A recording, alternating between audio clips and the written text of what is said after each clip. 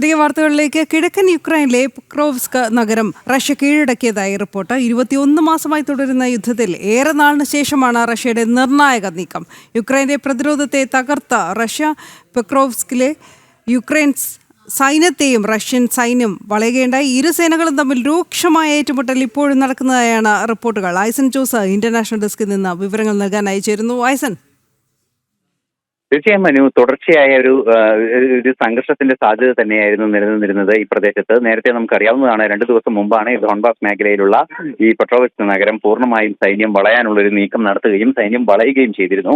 ഇത്തരത്തിൽ സൈന്യം വളയാനുള്ള നീക്കങ്ങളും ആ മേഖലയിൽ ശക്തമായ സൈനിക മുന്നേറ്റവും നടന്നതിന്റെ പശ്ചാത്തലത്തിലാണ് ഈ നഗരത്തിൽ യുക്രൈൻ ചില സൈനിക നീക്കങ്ങൾ നടത്തിയിരുന്നുവെങ്കിൽ കൂടി അതിൽ നിന്നും കാര്യമായൊരു നീക്കമോ അല്ലെങ്കിൽ ഒരു പ്രതിരോധമോ സൃഷ്ടിക്കാനായില്ല. ആ ഒരു പശ്ചാത്തലത്തിൽ തന്നെയാണ് ശക്തമായ നീക്കങ്ങൾ റഷ്യയുടെ ഭാഗത്തു നിന്നുണ്ടാവുകയും ഈ നേരത്തെ നമുക്കറിയാവുന്നതാണ്, ഈ ഡോൺബാസ് നഗരം പിടിച്ചെടുക്കാനുള്ള നീക്കങ്ങൾ ആരംഭിക്കുകയും ചെയ്തിരുന്നു.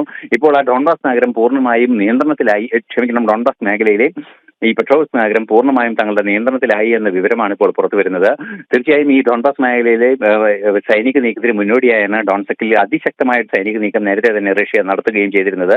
നിലവിൽ സൈന്യം അതിശക്തമായി മുന്നേറി യുക്രൈനെ നിയന്ത്രിക്കാനുള്ള നീക്കങ്ങൾ തുടരുന്നു എന്ന് തന്നെയാണ് മനസ്സിലാക്കാൻ സാധിക്കുന്നത്. ശരി.